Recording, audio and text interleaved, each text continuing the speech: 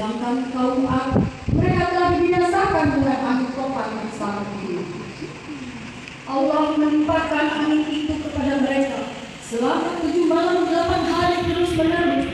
Maka akan melihat kaum Ad pada waktu itu mati bertimpangan kesalahan yang besar. Maka mereka mendengarkan putusan Tuhan. Allah menyiksa mereka dengan siksaan yang sangat keras. Sesungguhnya ketika air naik sampai ke gunung, kami membawa nenek moyang kami ke dalam kapal. Tidak ada yang memakannya kecuali orang-orang yang berdosa. Maka aku bersumpah demi yang kamu lihat. Nikmat bermuajalah, nikmat berkumpul di majelis ilmu yang mulia ini. Yang alhamdulillah pada hari ini kita bisa bermuajalah langsung. Zaman hari ini begitu banyak yang mengisi ruang pikiran kita juga, bukan hanya anak-anak. Ya, kalau saya yakin ya Bunda, hari ini suami kerja, kemudian anak-anak sekolah, kayaknya nggak rindu-rindu banget. Ya nggak sih? Kayaknya selama kita beraktivitas nggak ada anak, apa ada yang full doain anaknya, sholawatin anaknya, doain suaminya, ibadahnya rajin. Kayaknya berat untuk hari ini, karena banyak kesibukan di kepala kita. Ya, di antaranya itu yang selalu kita bawa kemana-mana. Apa itu? Ya, ini tuh berharga banget gitu ya. Kalau mau dihalus-halusin nanti. Ya, kayaknya berharga banget gitu. Kalau nggak bawa HP, kita pulang dulu ketinggalan HP-nya. Barusan ada ibu-ibu MBD, HP-nya dianterin sama adiknya, ya, anaknya. Silahkan masuk aja. Ternyata adiknya nganterin HP-nya. Tahu HP itu sesuatu yang kayaknya kalau nggak ada HP nggak hidup. Tapi kalau nggak ada istri, bisa. Ya, nah ini Bunda sekalian yang dirahmati Allah. Bagaimana yang harus kita lakukan? Ya, bangun dulu kesadaran ini. Bukan untuk melumrahkan yang tidak boleh, tapi berusahalah untuk ada di dalam rel, di dalam aturan Islam, sehingga yang tabu tetap tabu, ya, yang tabu tetap kita bentengin anak-anak kita. Kalau sekarang dapat kata-kata segala macam kan anak kalau nggak dari HP dari temannya dari mana? Dari HP juga, ya, atau dari temannya lagi, temannya dari mana? Dan seterusnya. Ini Bunda sekalian yang dirahmati Allah. Saya juga teringat kepada sebuah hadis Rasulullah SAW yang diriwayatkan oleh Imam Ahmad dalam musnadnya. Hadisnya dari Hudzaifah. Dari kecil dipersantrenkan, tapi pada ujung permasalahannya adalah anak tersebut merasa saya tidak pernah dikasihi orang tua. Saya selalu dibuang di pesantren. Inilah saya sekarang. Bukan salah saya kalau saya seperti ini. Ini salah bunda saya yang nggak pernah sayang sama saya. Gitu Bunda. Jadi apa yang dikeluhkan dari Bunda tersebut, apakah betul ini salah saya? Begitu seperti itu kurang lebihnya. Ya, Bunda Bilkis ya. Bunda sekalian, insya Allah pertanyaan satu tapi untuk semua ya. Bunda sekalian yang dirahmati Allah Subhanahu Wa Taala, dalam parenting ya, konsep pengasuhan itu ada istilah luka pengasuhan. Nah, nampaknya ya sang anak ini memiliki luka pengasuhan, sehingga tadi akhirnya ketika dia besar, waktu kecil merasa yang dimana sang anak ini merasa nggak berdaya, ya, ngikutin ibunya. Tapi ketika sudah punya daya, punya kekuatan, ya, akhirnya begitu, ya, yang disampaikan demikian. Maka yang pertama ya dalam mendidik anak, ya ini perluan untuk kita semua, ya, komunikasi itu penting, ya. Fase-fase perkembangan anak harus kita perhatikan juga. Kalau Ali radhiyallahu anhu yang terkenal ya seorang sahabat Rasul yang bijak, yang terkenal dengan hikmah, anak sebagai raja itu di 7 tahun pertama.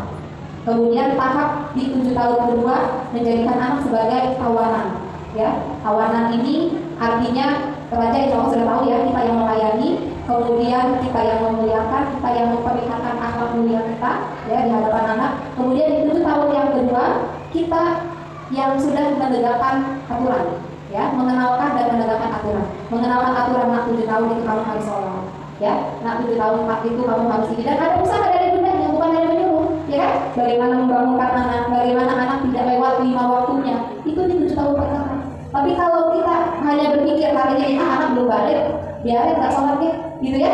Padahal bunda sekalian di 7 tahun pertama itu, di 7 tahun kedua 7 sampai 14 tahun itu aturan-aturan anak harus sudah tahu ya, bagaimana aurat, bagaimana ini belum dilaksanakan misalnya ya secara aurat, tapi rukun Islam khusus silakan galakin anak di fase 7 tahun kedua ini ya.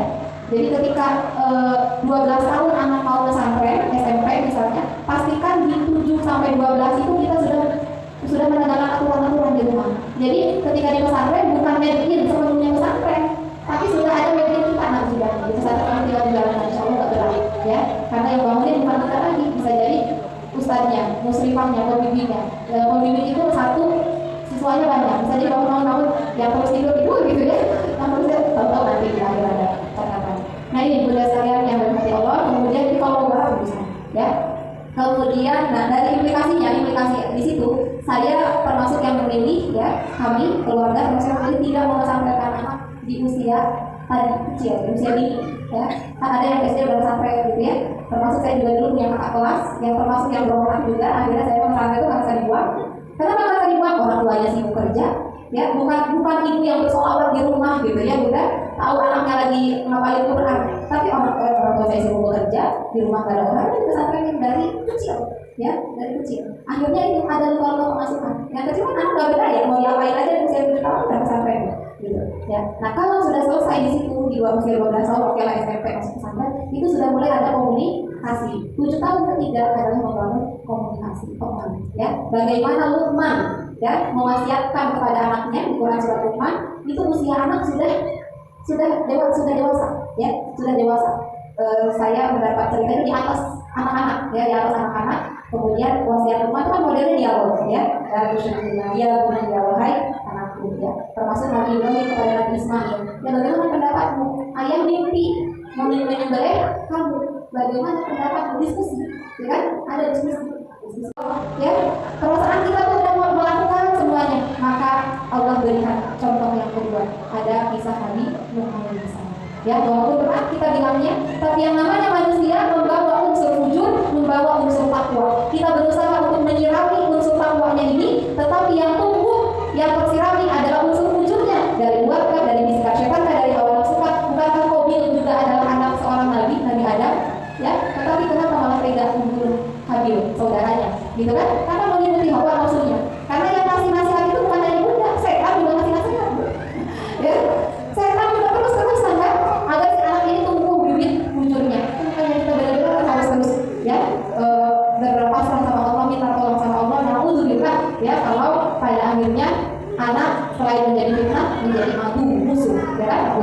Maka ini juga saya ya, tetapi kembali ya, ada kekuatan doa seorang ibu. Mudah-mudahan ya kita sambil terus beristighfar, karena tidak mungkin kita sempurna ya, kita sambil terus beristighfar, mungkin kita juga ada salah, kita pun mendoakan anak kita mudah-mudahan kembali. Kalau misalnya ada guru yang tinggal sama anaknya, anak itu cerdas, jadi ibu sering bantu tuh ngomong dulu, masak apa segala macam, tapi ada di tempat itu gimana? Kemudian lahirlah anak yang menjadi tuan, budaknya tetap budak gitu ya, tetapi karena anak ini lahir dari orang merdeka dengan budak, maka anak ini ikut merdeka, tapi ibunya tetap jadi budak. Itu tradisi zaman dulu. Nah itu awal maknanya, makna pertamanya. Kemudian berkembang, perbudakan hari ini sudah tidak ada ya, berkembang maknanya ke perilaku anak yang tidak mentuankan ibunya gitu kan ya, tidak mentuankan ibunya. Jadi kalau sekarang bahasanya apa? Air gudang atau air susu dibalas dengan air tuba. Ada lagi istilahnya Pak? Ada? Ya, itu ya. Nah kemudian sekarang bagaimana kalau ibu bantu ya, tetapi ada pembantu ngomong cucu. Nah ini kembali lagi ke masalah tadi ya, rasa gitu ya, rasa. Ibu merasa nggak di ya, enggak, anak saya tetap hormat pada saya, anak saya sayang pada saya ya, dan memang saya yang pengen gitu kan ya. Masa saya hanya ongkang-ongkang kaki, tahu-tahu nanti diabetes gitu kan, tahu-tahu nanti obesitas, tahu-tahu nanti apalah penyakit apa, kalau saya hanya duduk. Kadang-kadang tidak mau duduk aja gitu kan ya, itu ternyata kan seolah kita ingin maksudnya menghormati, tetapi sang ibu juga belum mau duduk aja itu sama dengan nyuruh mama sakit. Nah, dia kan gitu ya, nyuruh mama sakit kalau nggak bekerja iya mas, seperti yang mama sakit apa, membuat kerja terlalu capek ya mah ada misalnya ada ini yang bantuin mah. Ini mudah sekali. Jadi tergantung tadi ke situasi rumah tangga masing-masing. Ya, jadi kalau ibu ikhlas ya sambil terus kan memantau anak kalau nggak ada ibu ya bagaimana gitu. Kalau sama-sama ya, tapi kalau ibu merasa. Tapi ada juga ya tipe yang ketiga. Yang ketiga ini apa? Ibunya ya sebagai sudah jadi orang tua ini juga sudah jadi nenek. Pengumuman, buat pengumuman kepada anaknya. Mama itu sudah tua, jangan ada yang nitipin cucu ke rumah.